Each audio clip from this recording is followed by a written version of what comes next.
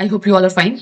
So we were discussing MCQs on scientific research. ये एक topic है आपके आने वाले जेकेपीएसआई के एग्जाम में, आपके जनरल स्टडीज के अंदर ये एक टॉपिक है.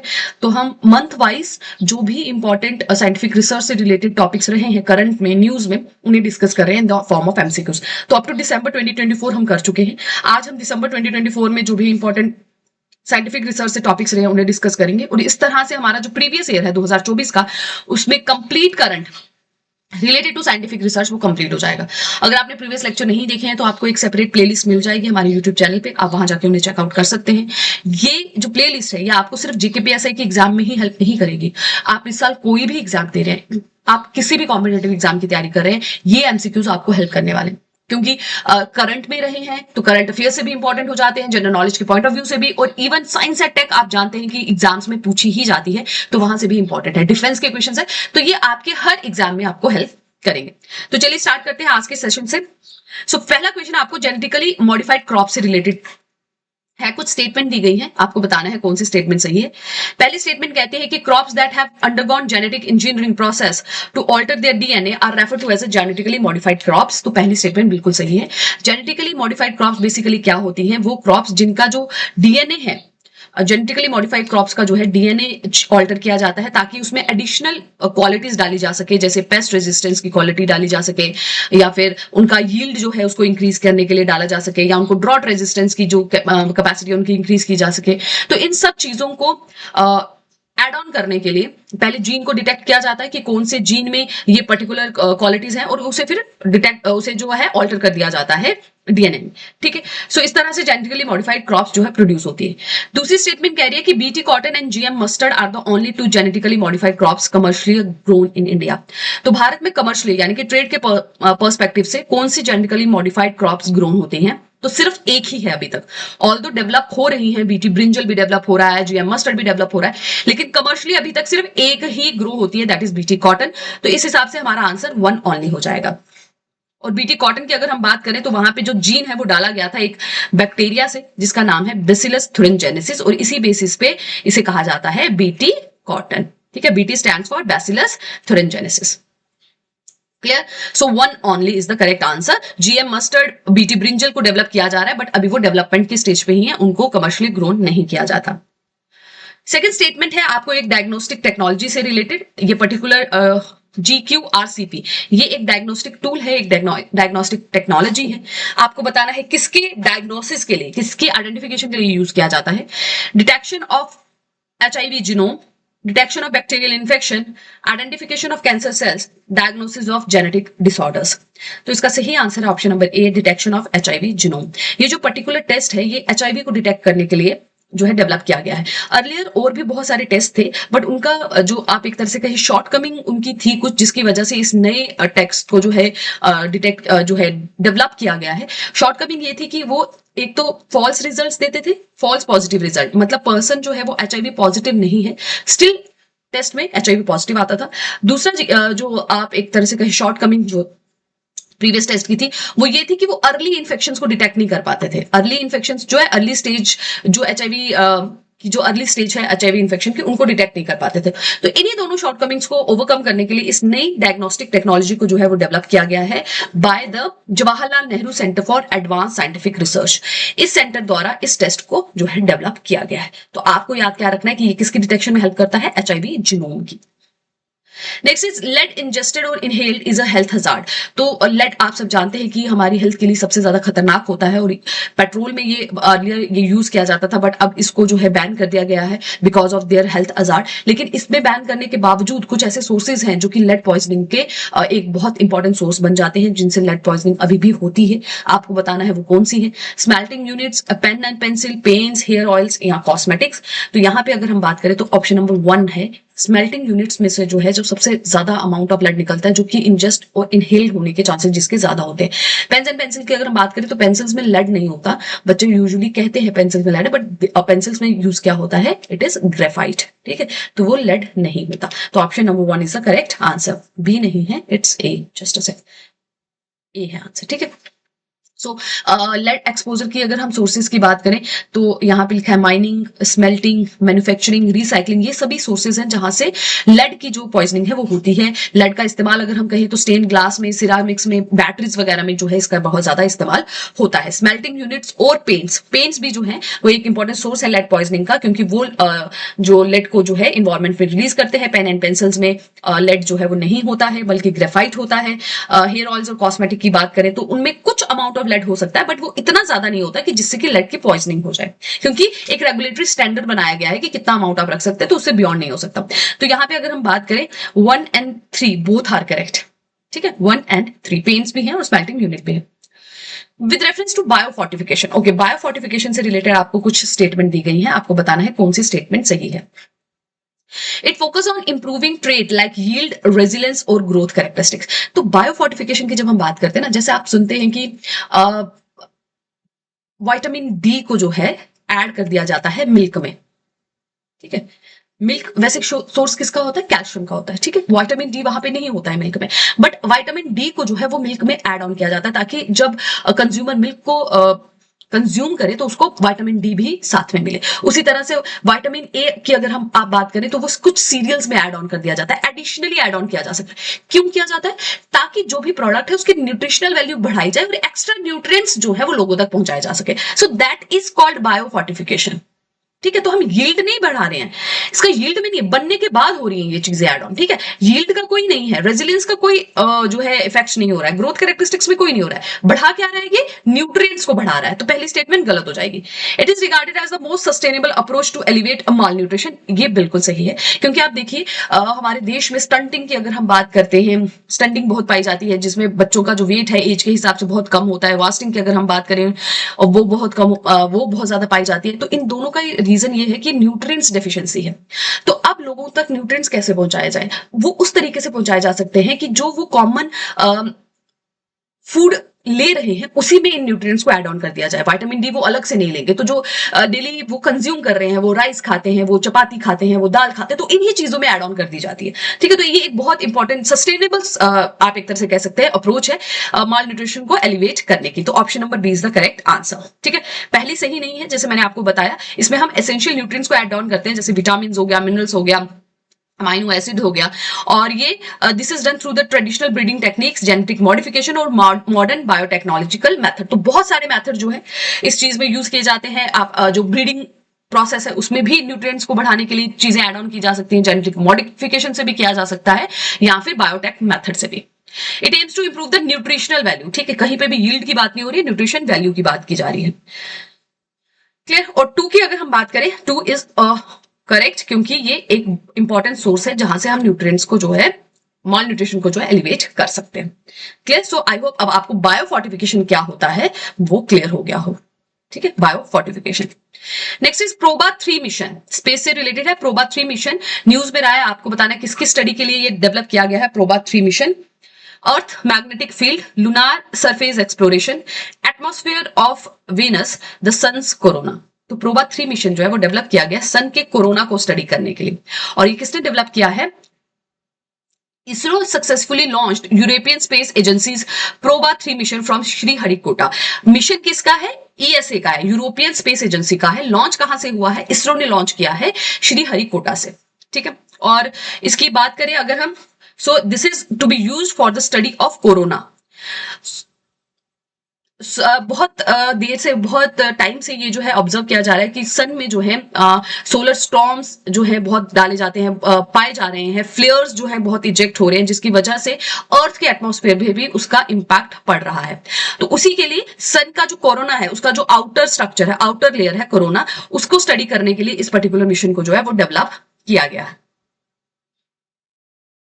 ठीक है।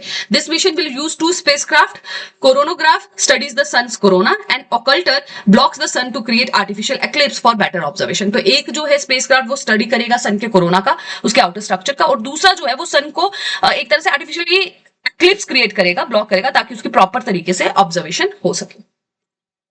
Question number 6, what is the key advantage of using gait analysis in forensic investigation. तो फोरेंसिक इन्वेस्टिगेशन में गेट एनालिसिस क्या होता है? पर्सन किस तरह से चल रहा है, उसका बॉडी लैंग्वेज, उसकी मूवमेंट, लोकोमोशन, वो सब उसकी एनालिसिस करना, ठीक है। तो क्या हेल्प होता है? It can identify individual even when facial recognition fails, it provides real time information on a suspect location, it determines the exact time of suspect presence at a crime scene, it helps in decoding communication pattern of criminal. तो इसका जो सही answer है that is option number ए।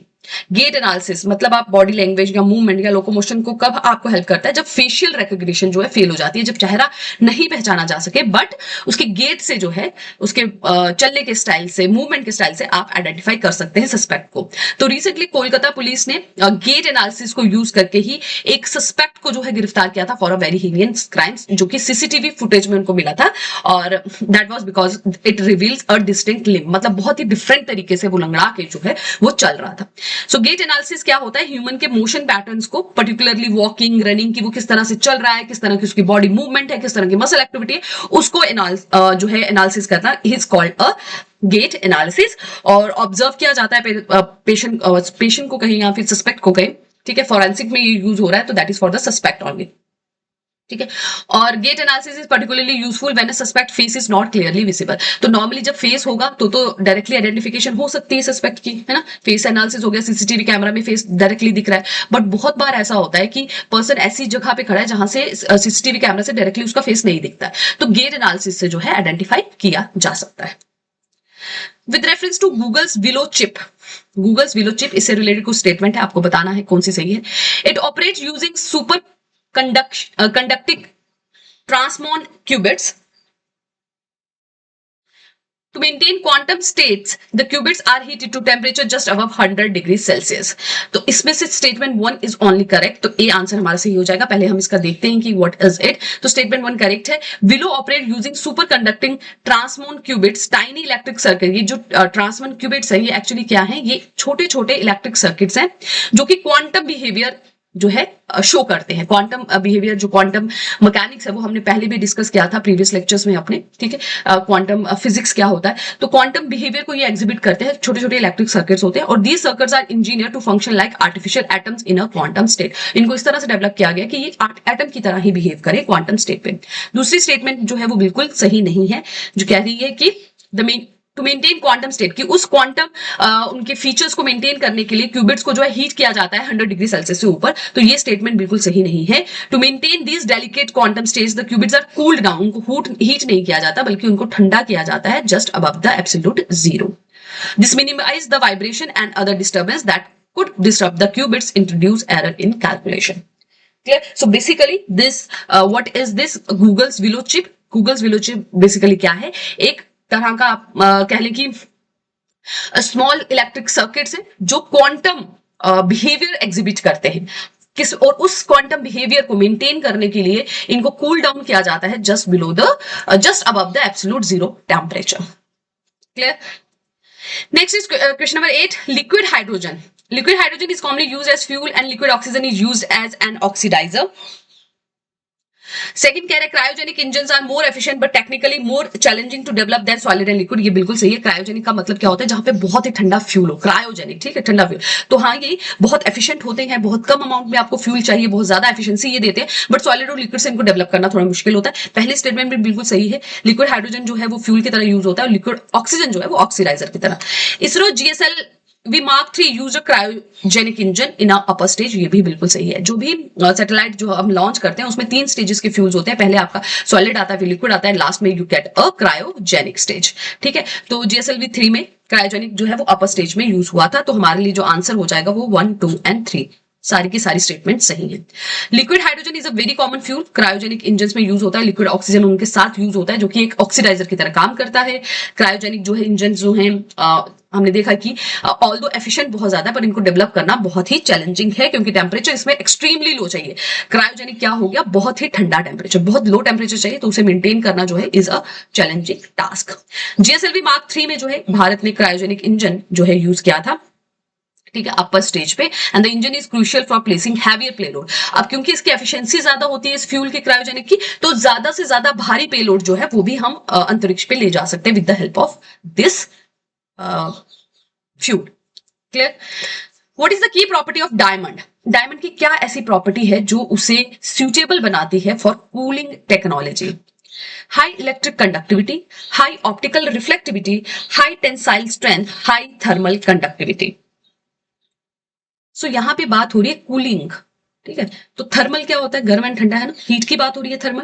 तो अगर आपको नहीं भी पता है तो आप क्वेश्चन में से वर्ड्स को आइडेंटिफाई करके, ठीक है, आप इसको गेस कर सकते हैं। Option number D is the correct answer, क्योंकि उसकी थर्मल कंडक्टिविटी बहुत ज्यादा होती है, इसी की वजह से वो कूलिंग टेक्नोलॉजी में यूज होता है। The technology involves using diamond, the most thermal conductive material known to manage and dissipate heat in electronic devices. ये जो डायमंड जो है थर्मली हाईली थर्मल कंडक्टर होता है, जिसकी वजह से ये हीट को जो है डिसिपेट कर देता है, लूज कर देता है बहुत जल्दी, इसलिए इलेक्ट्रॉनिक डिवाइसेस में इसका यूज होता है। Diamond efficiently pull heat away from critical component, improving performance and energy efficiency. इसकी थर्मल कंडक्टिविटी की वजह से, कंडक्शन क्या होता है, कंडक्टर क्या होते हैं जो अपने अंदर से हीट एंड इलेक्ट्रिसिटी को पास थ्रू कर देते हैं। डायमंड की बहुत अच्छी थर्मल कंडक्टिविटी है, इलेक्ट्रिक की बात नहीं हो रही है, थर्मल, हीट को ये अपने से बहुत जल्दी पास थ्रू कर देता है। तो जहां पे भी जिस भी कंपोनेंट में ये यूज होगा वहां से ये हीट को जो है डिसिपेट बहुत इजीली कर देता है, जिससे उस डिवाइस की एफिशिएंसी को बढ़ाता है, परफॉर्मेंस को बढ़ा देता है, ठीक है।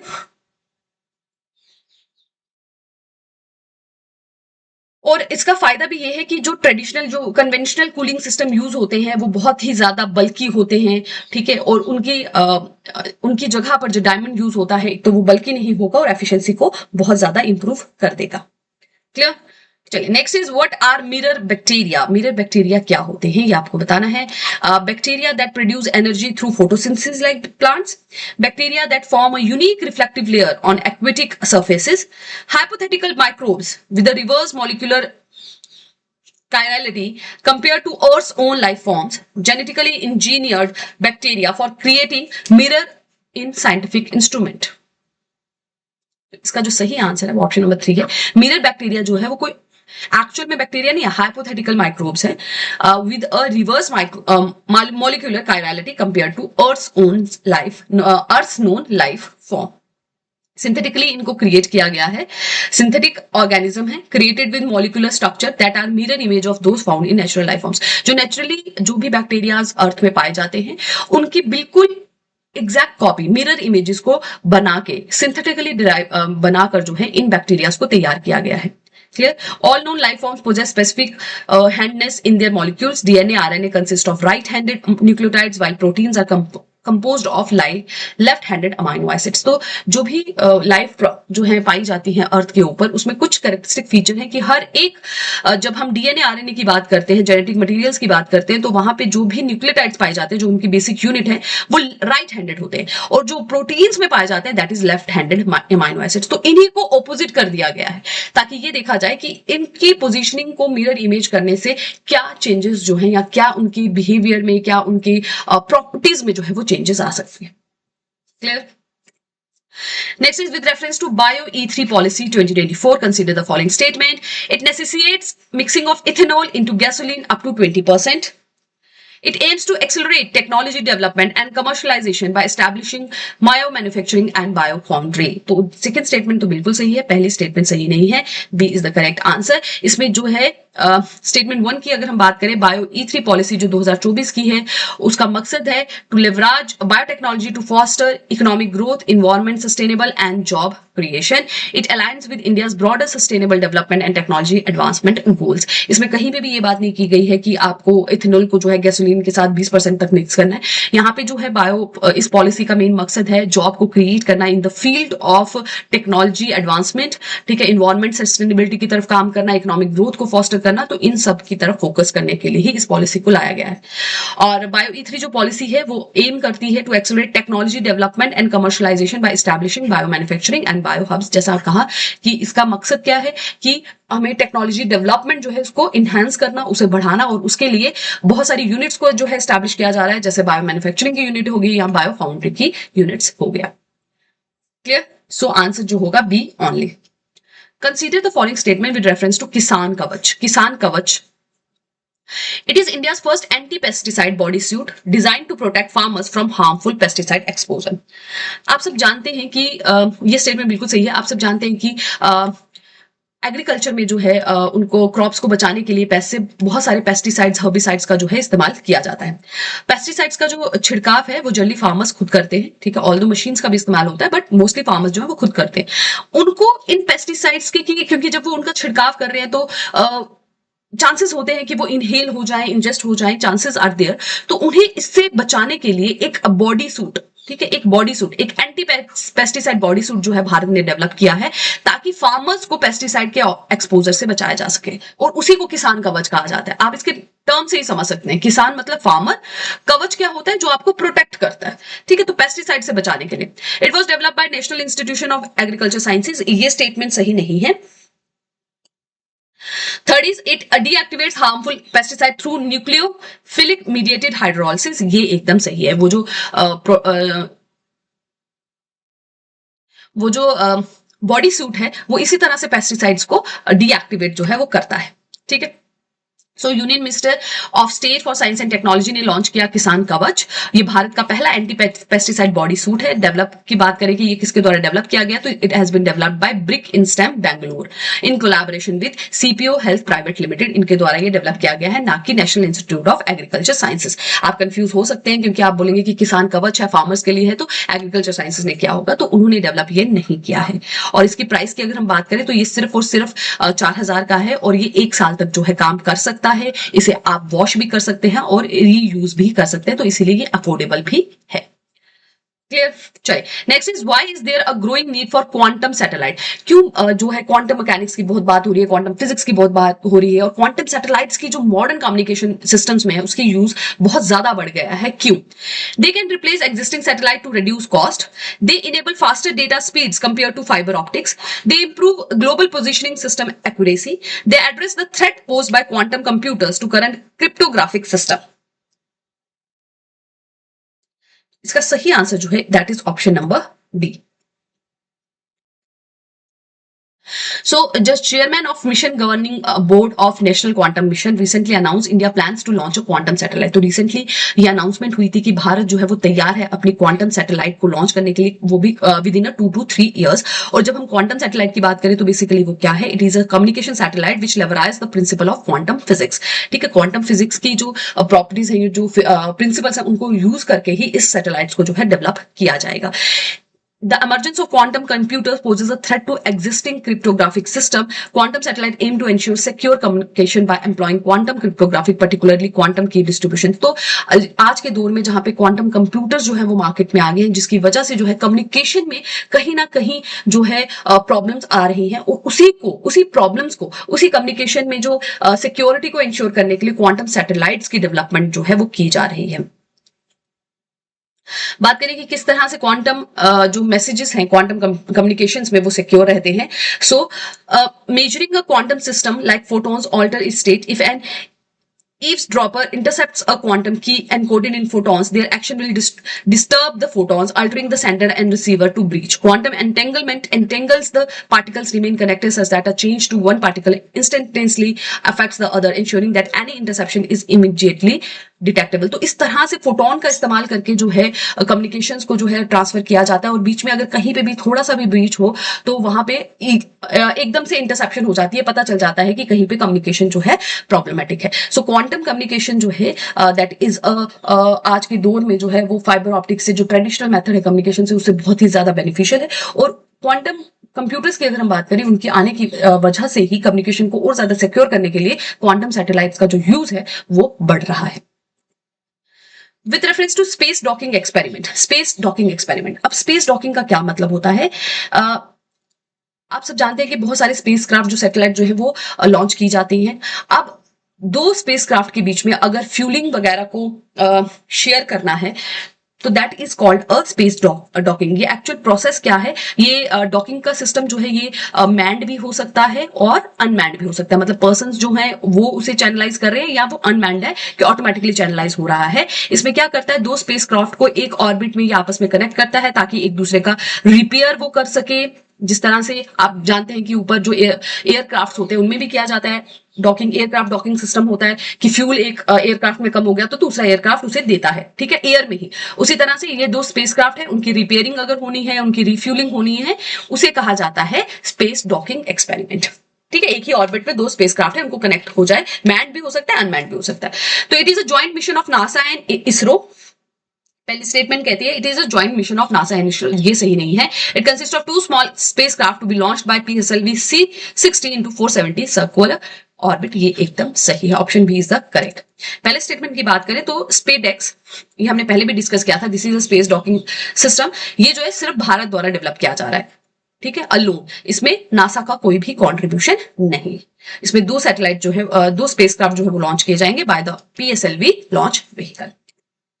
Which of the following countries have successfully mastered spacecraft docking technology? तो अभी तक कौन से ऐसे देश हैं जिन्होंने स्पेसक्राफ्ट डॉकिंग टेक्नोलॉजी पे जो है मास्टर कर लिया, मतलब उन्होंने वेल डेवलप, उनके पास ये टेक्नोलॉजी है, उनके स्पेसक्राफ्ट में कोई प्रॉब्लम आती है तो दूसरा स्पेसक्राफ्ट भेज के वो एक ही ऑर्बिट में उसे रिपेयर, उसे रिफ्यूल कर सकते हैं।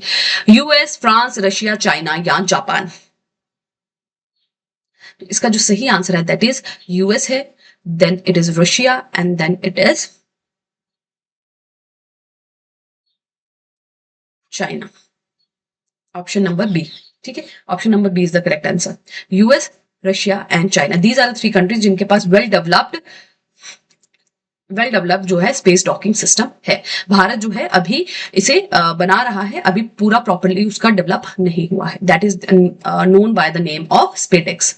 अभी ये लॉन्च हो रहा है, अभी ये लॉन्च किया नहीं है, अगर ये सक्सेसफुली लॉन्च हो जाएगा तो भारत जो है वो 4th कंट्री बन जाएगी after US, Russia and China. Which of the following statement regarding the extrachromosomal DNA are correct? Extrachromosomal DNA is a circular DNA that exists independently of the chromosomal DNA in the nucleus. ये बिल्कुल सही है। Extra chromosomal DNA formation is often associated with DNA damage such as chromothripsis और error during DNA replication, ये भी सही है। Extra chromosomal DNA क्या होता है? क्रोमोसोम, आप सब जानते हैं कि ह्यूमन बॉडी में 23 पेयर ऑफ क्रोमोसोम पाए जाते हैं और उन्हीं में आपको मिलते हैं हमारे genetic material that is DNA. तो क्रोमोसोम के अलावा, इन सर्कुलर क्रोमोसोम के अलावा जो न्यूक्लियस के अंदर डीएनए पाया जाता है उसे एक्स्ट्रा क्रोमोसोमल डीएनए कहते हैं। और ये कब बनता है कि जब कभी भी डीएनए रेप्लिकेट होता है ना, या उसको कोई डिजीज है, उसमें कभी एरर आ गया, तब ये एक्स्ट्रा क्रोमोसोमल डीएनए जो है बन जाता है, ठीक है। तो सेकंड स्टेटमेंट भी बिल्कुल सही है।